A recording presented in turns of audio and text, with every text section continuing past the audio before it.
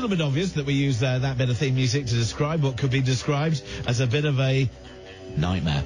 And the nightmare is coronavirus, which is causing all sorts of problems, including the possibility that there might be a delay on one of the biggest film premieres of the year. Why? Because there are major concerns that, yes, if you release a film, it's fine. But according to this, fears major events are going to be wiped out, including the Japan Olympics, the London Marathon, Euro 2020, and No Time to Die, the new 007.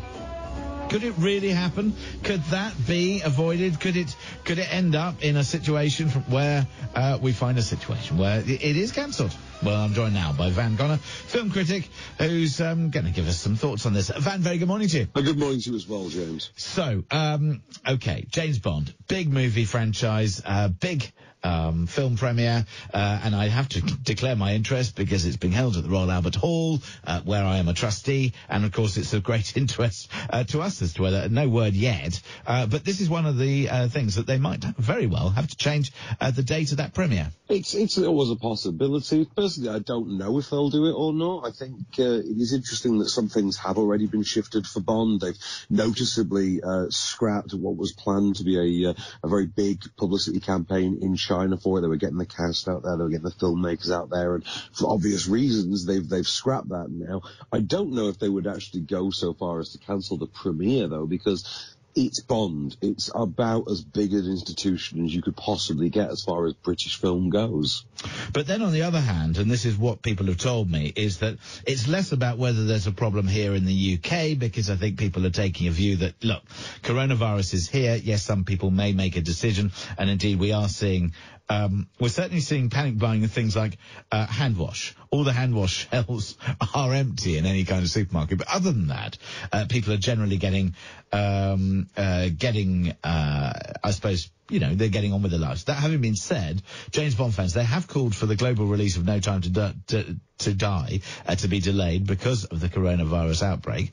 And this is because there are certain places where they're like, you know, you might not necessarily be able to see it. I mean, the premiere is being set for the Royal Albert Hall on the 31st of March, ahead of an international release at the beginning of April. I mean, you wouldn't want to have your premiere and then not release it till June, would you? Well, yeah, there is exactly that. But also, we'll stress as well, it's not the fans necessarily calling for this. This is an open letter from two super fans who happen to run websites. So we're not talking about some great elaborate Twitter campaign specifically. We are talking about what is effectively a sort of nerd letter from superfans online who run fan pages. These are two men who run sites called MI6 Confidential and the James Bond Dossier.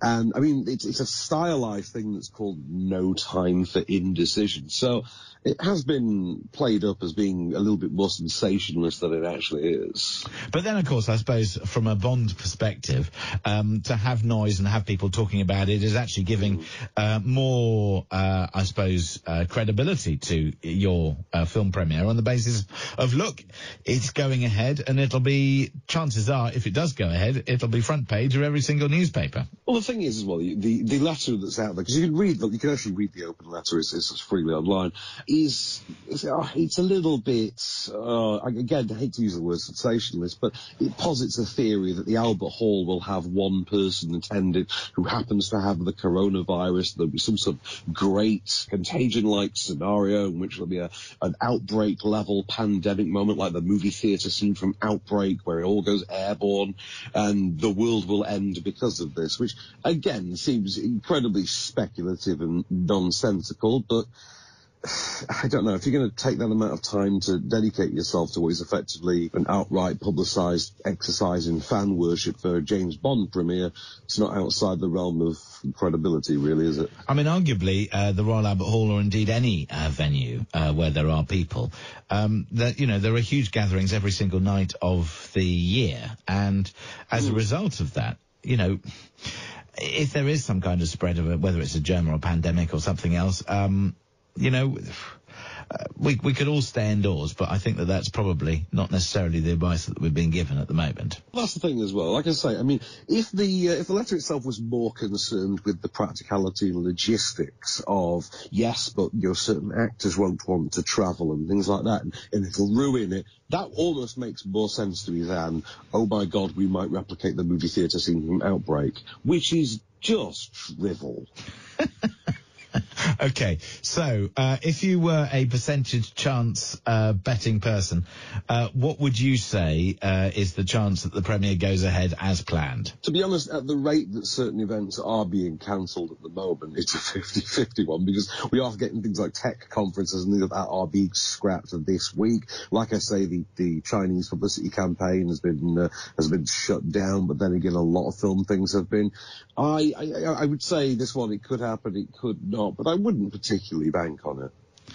And in terms of the franchise, I mean, are there examples where movies have had a release and then I suppose they've had a sort of delayed position in cinemas on the basis that a lot of people will probably not go to the cinema who would normally go, and that, of course, is a big concern to the producers, isn't it? Of course it is, and the obvious reference point as far as these kind of things go is always incidents related to terrorism. So you look at film releases in the wake of 9/11, film releases in the wake of 7/7, for instance. In the case of 9/11, you had a publicity campaign for Spider-Man had to be taken down because it prominently featured the World Trade Center. We had Arnold Schwarzenegger's collateral damage get delayed. After 7/7, you have V for Vendetta.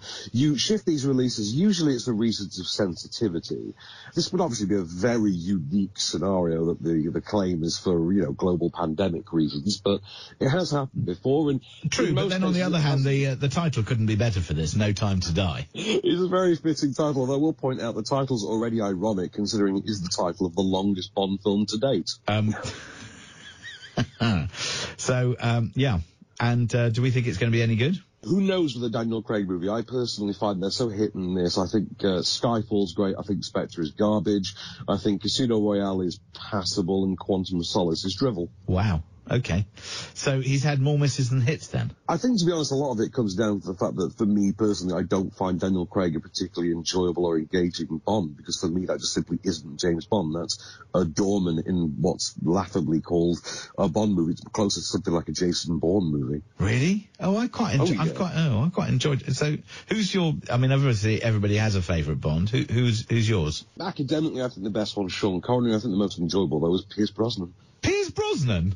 Are you kidding me? He was the all-rounder. He had every element going for him. Oh. He had the bully side like Sean Connery, but he had the cheek of Roger Moore. Where's Roger Moore? As Roger Moore said, Roger Moore always said that the best Bond was Sean Connery and the most enjoyable Bond was him. Well, Sean Connery said that the best Bond was Sean Connery, so at least they agree on that. I've got one vote in my ear for George Lazenby.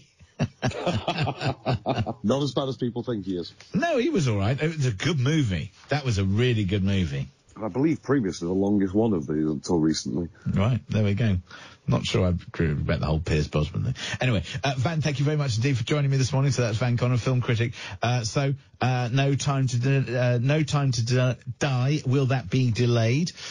We will try and get my words out. We will try and see if we can monitor that, of course. Now, Steve, we've